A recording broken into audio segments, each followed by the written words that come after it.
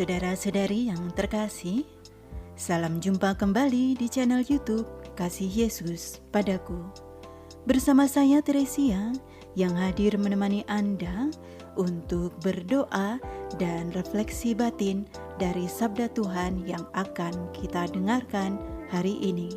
Marilah kita hening sejenak, kita sadari kehadiran Tuhan di tengah-tengah kita. Dalam nama Bapa dan Putera dan Roh Kudus. Amin.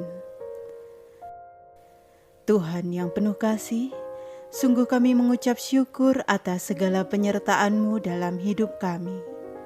Kini kami hendak mendengarkan sabda-Mu sebagai peneguh iman kami. Utuslah Roh Kudus-Mu, agar kami dapat semakin mendalami iman kami akan Putra-Mu Yesus Kristus. Doa ini kami haturkan kehadirat-Mu dengan perantaraan Tuhan kami Yesus Kristus. Amin. Bacaan diambil dari Injil Matius, bab 11, ayat 20-24. Sekali peristiwa, Yesus mulai mengecam kota-kota yang tidak bertobat. Sekalipun di situ, ia paling banyak melakukan mukjizat-mukjizatnya. Celakalah engkau Korazim, celakalah engkau Betsaida, karena jika di Tirus dan di Sidon terjadi mukjizat-mukjizat yang telah terjadi di tengah-tengah kamu, sudah lama mereka bertobat dan berkabung. Tetapi aku berkata kepadamu, pada hari penghakiman, tanggungan Tirus dan Sidon akan lebih ringan daripada tanggunganmu. Dan engkau Kapernaum, apakah engkau akan dinaikkan sampai ke langit? Tidak, engkau akan diturunkan sampai ke dunia orang mati. Karena jika di Sodom telah terjadi mukjizat-mukjizat yang telah terjadi di tengah-tengah kamu, kota itu tentu masih berdiri sampai hari ini. Tetapi aku berkata kepadamu, pada hari penghakiman, tanggungan negeri Sodom akan lebih ringan daripada tanggunganmu.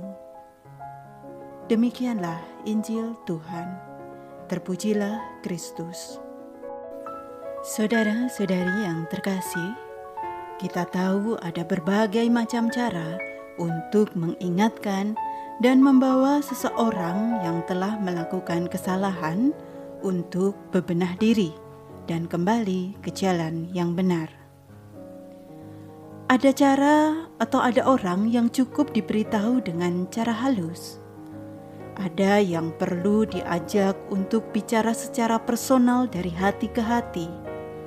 Ada pula yang perlu ditegur secara tegas dan butuh ditunjukkan kesalahannya. Ada pula yang sedemikian dengil dan keras kepala sehingga agar sadar akan kesalahannya dibutuhkan kecaman atau bahkan diancam dengan hukuman tertentu. Yang terakhir inilah yang dilakukan oleh Yesus terhadap penduduk kota Betsaida dan Korazim. Meski di sana telah diberi banyak tanda dan mukjizat-mukjizat, tetapi orang-orang kota itu tetap tidak mau bertobat dan berubah. Kepada mereka, Yesus menggunakan kata-kata yang keras, yaitu ancaman dan hukuman. Dengan harapan, hal ini akan menjadi suatu syok terapi yang mujarab. Jika peringatan paling keras telah diberikan, tetapi pihak yang bersalah tidak berubah, tentu mereka harus bertanggung jawab atas pilihan sikapnya tersebut.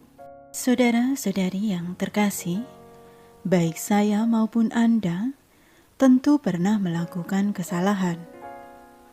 Dan Tuhan memiliki caranya sendiri untuk memperingatkan kita melalui jalan pertobatan.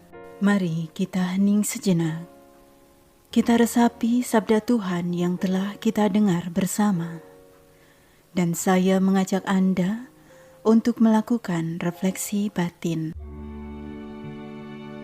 Apakah aku menyadari kesalahanku? Maukah aku menyadari kehadiran Tuhan melalui orang-orang yang memperingatkan aku?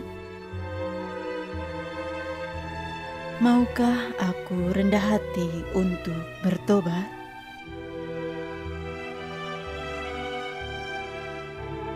Marilah kita berdoa. Allah Bapa yang penuh kasih, Engkau menganugerahkan Putramu Yesus Kristus ke dunia untuk keselamatan kami. Namun terkadang kesombongan kami mengalahkan kehadirannya. Kini kami mau bertobat. Mampukan kami untuk selalu rendah hati dalam menjawab setiap panggilan pertobatan dari Putramu. Doa ini kami haturkan kepadamu melalui perantaraan Tuhan kami, Yesus Kristus. Amin. Dalam nama Bapa dan Putera dan Roh Kudus. Amin. Saudara-saudari yang terkasih, demikianlah doa, renungan, dan refleksi batin kita pada hari ini. Kiranya sabda Tuhan hari ini dapat semakin meneguhkan iman kita akan Sang Sumber Kasih, Yesus Kristus. Marilah kita sebarkan kasih Yesus dengan klik tombol like, subscribe, dan share video ini sebanyak-banyaknya. Jangan lupa katakan pada diri kita sendiri, kasih Yesus padaku tidak pernah berkesudahan. Sampai jumpa lagi di video selanjutnya. Tuhan memberkati.